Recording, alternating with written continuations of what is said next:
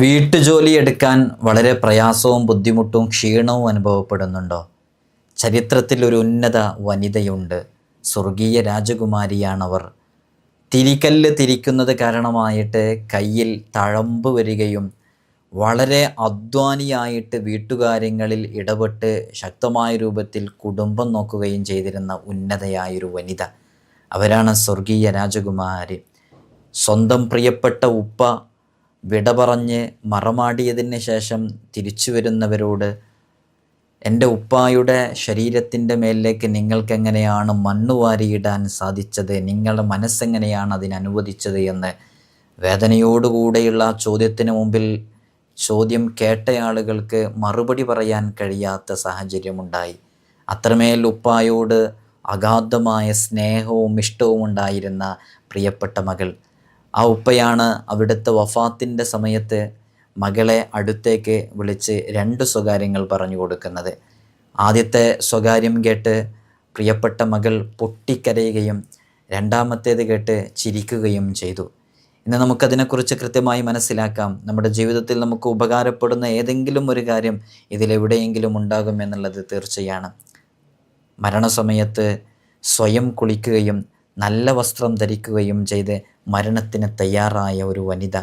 എല്ലാവരും ഉറങ്ങിക്കഴിഞ്ഞ് ആരും കാണാത്ത ഇരുളുകളിലാണ് എൻ്റെ ജനാസയെ കൊണ്ടുപോകേണ്ടത് എന്നൊക്കെ കൃത്യമായി പ്ലാൻ ചെയ്ത് പറഞ്ഞ് ഭർത്താവിനോടും കൂടെയുള്ളവരോടുള്ള കടപ്പാടുകൾ പൂർണ്ണമായും പൂർത്തീകരിച്ചു വീട്ടി ഈ ലോകത്ത് നിന്ന് വിട പറഞ്ഞു പോയ ചരിത്രത്തിൽ തുല്യതയില്ലാത്ത ഒരു വനിതയുണ്ട്. നമ്മൾ ആ മഹദിയെക്കുറിച്ചാണ് ഇന്ന് ചർച്ച ചെയ്യുന്നത്. ഇന്ന് ചർച്ച ചെയ്യേണ്ട ഒരു വനിതയും കൂടെയാണ്. അള്ളാഹു നമുക്ക് മനസ്സിലാക്കാനും അവരൊക്കെ ജീവിച്ചതുപോലെ ജീവിക്കാനും അവരോടൊപ്പം സ്വർഗത്തിൽ ഒരുമിച്ച് കൂടാനുള്ള തൗഫീഖ് നൽകി അനുഗ്രഹിക്കുമാറാകട്ടെ.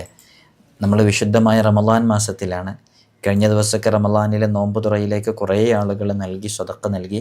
ഇൻഷാ അല്ലാഹ് നിങ്ങൾക്കൊക്കെ ഒരു 50 പേരുടെ 30 പേരുടെ 20 പേരുടെയൊക്കെ സ്വതക്ക നൽകാൻ സാധിക്കുമെങ്കിൽ ഒന്ന് അറിയിക്കണം എന്ന് ഓർമ്മപ്പെടുത്തുകയാണ്. അള്ളാഹു നമുക്ക് തൗഫീഖ് നൽകി അനുഗ്രഹിക്കുമാറാകട്ടെ. ഇൻഷാ അല്ലാഹ് വിശുദ്ധ റമളാനിൽ നമ്മൾ ചെയ്യുന്ന വളരെ പവിത്രമേറിയ ഒരു കർമ്മമാണല്ലോ നോമ്പ് തുറപ്പിക്കുക എന്നുള്ളത്. ഇനി ഒരു റമളാൻ നമ്മൾ ഉണ്ടാകുമെന്ന് അറിയില്ല. ഇൻഷാ അല്ലാഹ് കഴിയുന്നവരൊന്ന് ഈ കാണുന്ന നമ്പറിൽ അറിയിക്കണമെന്ന് ഓർമ്മപ്പെടുത്തുകയാണ്. നമ്മുടെ ദർസിലേക്കുള്ള അഡ്മിഷൻ ആരംഭിച്ചിട്ടുണ്ട്. കഴിഞ്ഞ വർഷവും നമ്മൾ ഇതേപോലെ അപ്ഡേഷൻ അറിയിച്ചിട്ടുണ്ടായിരുന്നു. ഈ വർഷവും അറിയിക്കുകയാണ്. നമ്മുടെ മക്കൾക്കൊക്കെ സ്കൂളിലെ ആനുവൽ എക്സാം കഴിഞ്ഞ് അവർ പുതിയ അധ്യയന വർഷത്തിലേക്ക് കാലെടുത്ത് വെക്കുമ്പോൾ ആത്മീയാന്തരീക്ഷത്തിൽ ദീനീ ചിട്ടയിൽ നല്ല മക്കളെ വളർത്തണമെന്നാഗ്രഹിക്കുന്നവർക്ക് നമ്മുടെ ദർസിലേക്ക് ചേർക്കാവുന്നതാണ്. ഇവിടെ നിന്നവർക്ക് മതവും ഭൗതികവും അവർക്ക് ആവശ്യമുള്ള എല്ലാ വിഷയങ്ങളും അവരുടെ കഴിവിനനുസരിച്ച് നമ്മൾ പഠിപ്പിച്ചു കൊടുക്കും. തികഞ്ഞ അച്ചടക്കത്തോടുകൂടെ മാതാപിതാക്കൾ ആരാണ്, ഉമ്മയാരാണ്, ഉപ്പയാരാണെന്ന് മനസ്സിലാക്കി അറിഞ്ഞ് നല്ല രൂപത്തിൽ പെരുമാറുന്ന നല്ല സ്വഭാവമുള്ള മക്കളാക്കിയിട്ട് നമുക്ക് തിരിച്ചു തരാൻ സാധിക്കും. ഇതിനോടകം തന്നെ നമ്മുടെ ദർസിൽ പഠിക്കുന്ന മുതഅല്ലിമീങ്ങൾ വിവിധങ്ങളായ മേഖലകളിൽ കഴിവ് തെളിയിച്ചിട്ടുണ്ട്. വിവിധങ്ങളായ തലങ്ങളിൽ ഫസ്റ്റ് റാങ്ക് ഉൾപ്പെടെ നേടിയവരുണ്ട്. SSLC +2 തുടങ്ങിയ ക്ലാസ്സുകളിലൊക്കെ നല്ല മാർക്ക് വാങ്ങിച്ചവരുണ്ട്. ഇൻഷാ അല്ലാഹ് നിങ്ങൾക്ക് നിങ്ങളുടെ മക്കളെ വിശ്വാസത്തോടുകൂടെ ഏൽപ്പിച്ചു തരാവുന്നതാണ്. നമ്മുടെ ദർസിൽ പഠിക്കുന്ന മുതഅല്ലിമീങ്ങളുടെ വീഡിയോസും മറ്റുമൊക്കെ നിങ്ങൾ പലപ്പോഴും കണ്ടിട്ടുണ്ടാകും. നല്ല മക്കളായി വളരാൻ നല്ല രൂപത്തിൽ തന്നെ അവരെ ചെറുപ്പത്തിലേ വളർത്തണം എന്നുള്ളതാണ്. ചിലപ്പോൾ നമ്മളൊക്കെ വിചാരിക്കും 10ാം ക്ലാസ് കഴിഞ്ഞിട്ട് ചേർക്കുക, അതൊക്കെയല്ല അതിൻ്റെ ഒരു ടൈം എന്ന്. അല്ല, നമ്മുടെ കാലം അങ്ങനത്തെ ഒരു കാലമാണ്. മക്കളെ നേരത്തെ ചേർത്തുമ്പോഴാണ് അവർ ആ രൂപത്തിൽ നമുക്ക് കിട്ടുള്ളൂ. 10ാം ക്ലാസ്സൊക്കെ കഴിയുമ്പോഴേക്ക് നാട്ടിലൊക്കെ ഫ്രണ്ട്ഷിപ്പും കാര്യങ്ങളൊക്കെ കൂട്ടുകെട്ടൊക്കെ ആയാൽ പിന്നെ അവർ ദർസിലേക്ക് വരാൻ കൂട്ടാക്കൊന്നുമില്ല. നമ്മൾ പലപ്പോഴും കാണുന്നതാണ്. ഇപ്പോഴത്തെ ഒരു കാലം അറിയാലോ, കള്ളിനും കഞ്ചാവിനും ലഹരിക്കും മദ്യത്തിനൊക്കെ അടിമപ്പെട്ട് കുത്തഴിഞ്ഞ് ജീവിക്കുന്ന ഈ കാലഘട്ടത്തിൽ നല്ല രൂപത്തിൽ നല്ല ചിട്ടയിൽ നമ്മളൊക്കെ ആഗ്രഹിക്കുന്നത് നാളെ നമ്മുടെ ഖബറും പുറത്ത് വന്നിട്ട് സലാം പറയുന്ന സ്വാലിഹീങ്ങളായ മക്കളാവണമെന്നല്ലേ. ഇൻഷാ അല്ലാഹ് താല്പര്യമുള്ളവർക്ക് ഈ കാണുന്ന വാട്സപ്പ് നമ്പറിൽ നമ്മളെ കോൺടാക്റ്റ് ചെയ്യാവുന്നതാണ്. അഡ്മിഷൻ എന്ന് ടൈപ്പ് ചെയ്താൽ ഇൻഷാ അല്ലാഹ് നിങ്ങൾക്ക് ആവശ്യമുള്ള സംശയങ്ങളൊക്കെ അതിൽ ചോദിക്കാവുന്നതാണ്.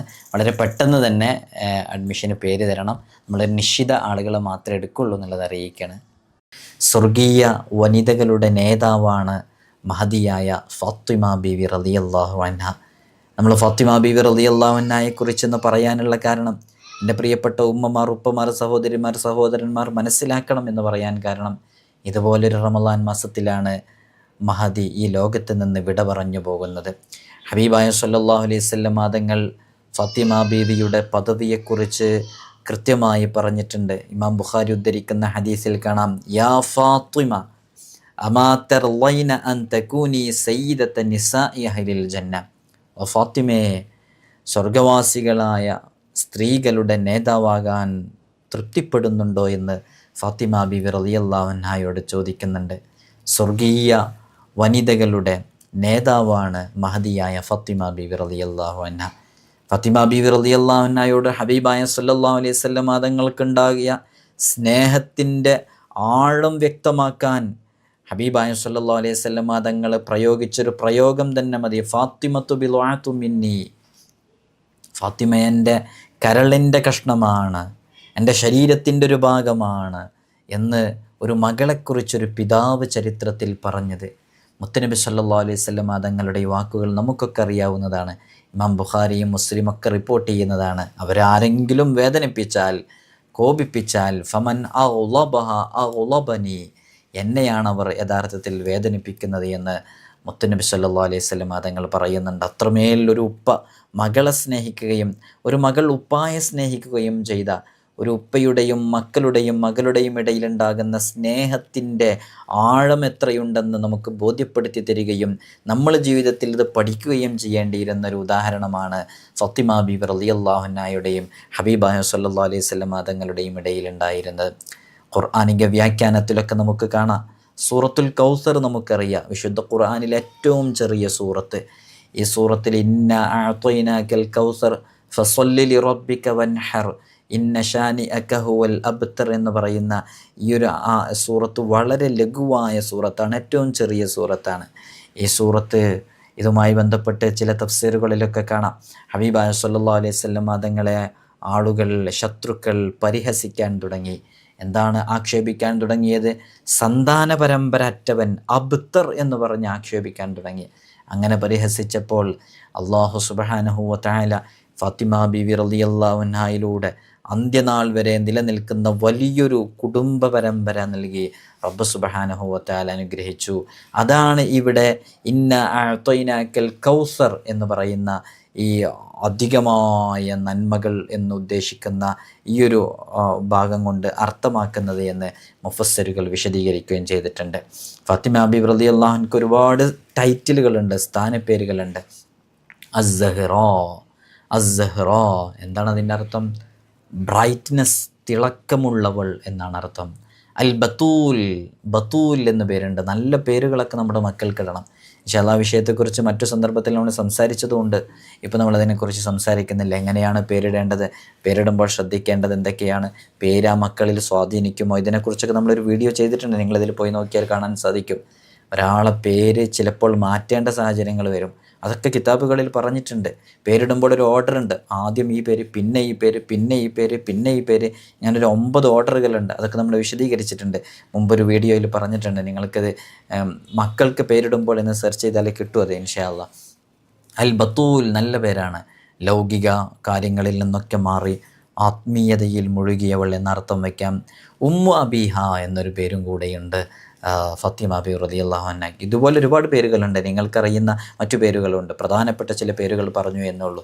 ഫാത്തിമ ബീവി റളിയല്ലാഹു അൻഹ അവിടുത്തെ ജീവിതം എന്ന് പറയുന്നത് ലളിതമായ ജീവിതത്തിൻ്റെ ഉദാത്ത മാതൃകയായിരുന്നു. ഫാത്തിമ ബീവി റളിയല്ലാഹു അൻഹയുടെ ജീവിതം ആഡംബരങ്ങളോ സൗകര്യങ്ങളോ നിറഞ്ഞതായിരുന്നില്ല.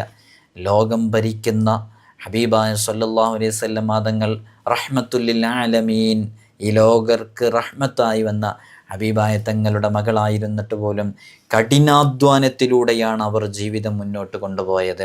അവിടുത്തെ വിവാഹത്തെക്കുറിച്ചും അവിടുത്തെ മഹറിനെക്കുറിച്ചൊക്കെ നമ്മൾ പഠിക്കുമ്പോൾ മനസ്സിലാക്കുമ്പോൾ ഫാത്തിമ ബീവി റളിയല്ലാഹു അൻഹയുടെ വിവാഹം ലാളിത്യത്തിൻ്റെ വലിയൊരു പാഠമാണ്.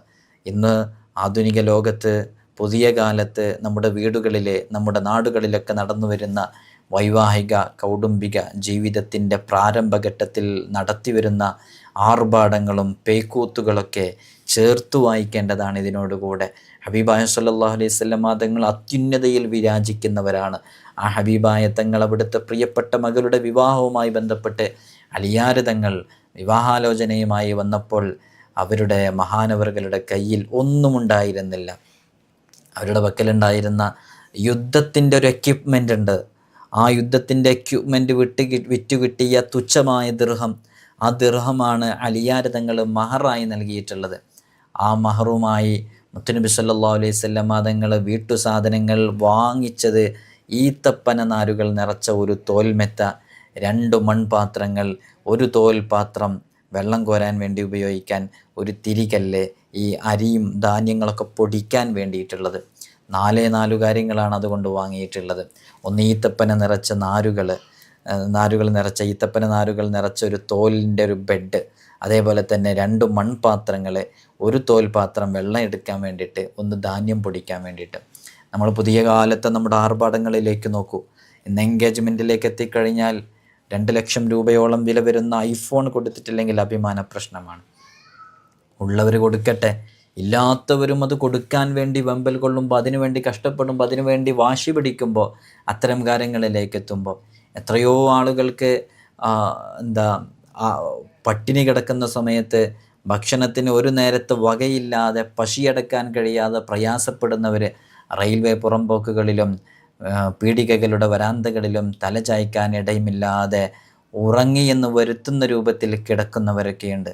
അത്തരം ആളുകൾക്ക് ഒരു നേരത്തിന് ഭക്ഷണത്തിന് പോലും വകയില്ലാത്ത സമയത്ത് ഈ സമ്പന്നർക്കുള്ള ബാധ്യത അവർക്ക് നിർബന്ധമായ സക്കാത്ത് കൊടുക്കൽ മാത്രമല്ല, പാവപ്പെട്ട ആളുകളിലേക്ക് അവരുടെ സമ്പത്തിൽ നിന്ന് അവർ സ്വന്തം ചെലവഴിക്കലും അവരുടെ മേൽ നിർബന്ധമായ ബാധ്യതയാണ്. അതുകൊണ്ട് തന്നെ ഇത്തരം ആർഭാടങ്ങളൊക്കെ നടത്തിയിട്ട് ഭക്ഷണം വേസ്റ്റാക്കുന്ന 600-700 ആളുകൾക്കൊക്കെ കഴിക്കാനുള്ള ഭക്ഷണം പോലും വേസ്റ്റാകുന്ന സാഹചര്യങ്ങളിലൂടെയൊക്കെ കടന്നു പോകുമ്പോൾ ഹബീബായ സല്ലല്ലാഹു അലൈഹി വസല്ലം തങ്ങളുടെ ജീവിതവും അവിടുത്തെ കുടുംബങ്ങളിലെ ജീവിതവും ഒക്കെ നമ്മൾ പഠിക്കേണ്ടതുണ്ട്. ഹബീബായ സല്ലല്ലാഹു അലൈഹി വസല്ലം തങ്ങൾ നല്ല അധ്വാനിയായിരുന്നു എന്നുള്ളതാണ്. വീട്ടുജോലികൾ നന്നായി ചെയ്യുമായിരുന്നു. നമുക്കൊക്കെ എന്തെങ്കിലും ചെയ്യുമ്പോഴേക്ക് ക്ഷീണമാണ്, എന്തെങ്കിലും ചെയ്യുമ്പോഴേക്ക് ചെയ്യാൻ കഴിയില്ല, അതിൻ്റെ പേരിൽ തിരക്കാണ്, അതിൻ്റെ പേരിൽ വഴക്കാണ്. അങ്ങനെയൊന്നും ഉണ്ടാകാൻ പാടില്ല. ഫാത്തിമ ബീവി റളിയല്ലാഹു അൻഹ വീട്ടുജോലികൾ തനിയെയാണ് ചെയ്തിരുന്നത്. ഇതിനെക്കുറിച്ച് അലിയാർ തങ്ങൾ വിവരിക്കുന്നത് ഹദീസുകളിലൊക്കെ കാണാം. അന്ന ഫാത്തിമത അലൈഹിസ്സലാം ഇഷ്തകത് മാ തൽഖാ മിനൽ അസരി ഫി യദിഹാ മിനർ റഹ. ഹബീബായ സല്ലല്ലാഹു അലൈഹി വസല്ലം തങ്ങളുടെ പ്രിയപ്പെട്ട മകൾ ഫാത്തിമ ബീവി റളിയല്ലാഹു അൻഹ ഈ തിരികല്ല് തിരിക്കുന്നത് കാരണമായിട്ട് അവിടുത്തെ കയ്യിലുണ്ടായ തഴമ്പിനെക്കുറിച്ച് ഫാത്തിമ ബീവി റളിയല്ലാഹു അൻഹ പരാതിപ്പെട്ടു. ക്ഷീണം സഹിക്കവയ്യാതെ ഒരു സെർവൻ്റ്, ഒരു ഖാദിമിനെ, ഒരു വേലക്കാരന് ഹബീബായ സല്ലല്ലാഹു അലൈഹി വസല്ലം തങ്ങളോട് അതുമായി ബന്ധപ്പെട്ട് വിഷയം ഫാത്തിമ ബി റളിയല്ലാഹു അൻഹയോട് അലിയാർ തങ്ങളോടും ഹബീബായ സല്ലല്ലാഹു അലൈഹി വസല്ലം തങ്ങൾ ഇതുമായി ബന്ധപ്പെട്ട് പറഞ്ഞൊരു മറുപടി വളരെ ശ്രദ്ധേയമാണ്. ഹബീബായ സല്ലല്ലാഹു അലൈഹി വസല്ലം തങ്ങളുടെ സന്നിധിയിൽ വെച്ച് ഈ വിഷയം പറയുകയാണ്. എനിക്ക് ക്ഷീണമുണ്ട്, എനിക്ക് പ്രയാസമുണ്ട്, എൻ്റെ കയ്യിൽ തഴമ്പിച്ചു പോയിട്ടുണ്ട്, എനിക്കൊരു വേലക്കാരിയെ വേണം, ഒരു സെർവൻറ്റിനെ വേണം, ഒരു ഖാദിമിനെ വേണം എന്ന് പറഞ്ഞപ്പോൾ മുത്തുനബി സല്ലല്ലാഹു അലൈഹി വസല്ലം തങ്ങൾ എന്താ മറുപടി കൊടുത്തതെന്നറിയോ?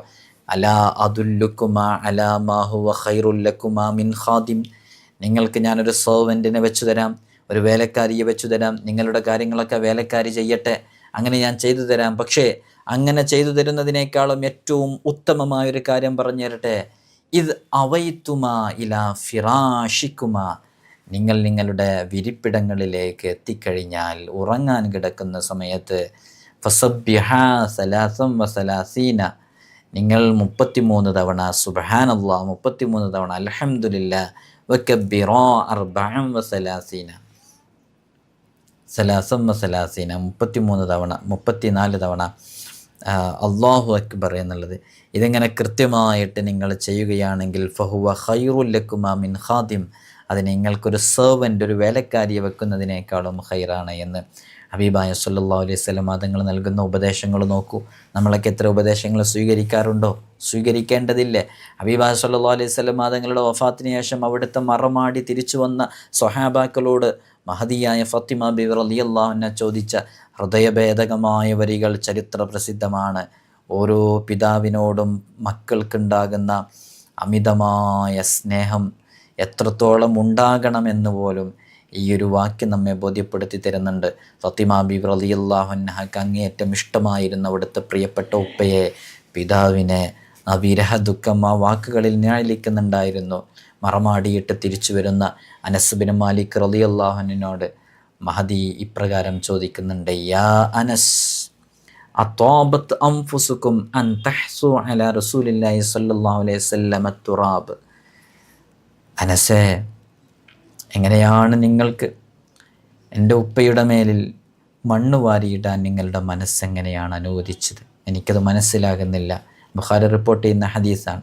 ഫാത്തിമ ബീവി റളിയല്ലാഹു അൻഹയുടെ ഹൃദയത്തിൽ തട്ടിയുള്ള വിരഹ ദുഃഖത്തോടുകൂടെയുള്ള വിഷമത്തോടുകൂടെയുള്ള ഈ ചോദ്യം കേട്ടിട്ട് അനസ് റളിയല്ലാഹു അൻഹു മറുപടി പറയാനാവാതെ വിതുമ്പി നിന്നുപോയി എന്ന് ചരിത്രം പറയുന്നു.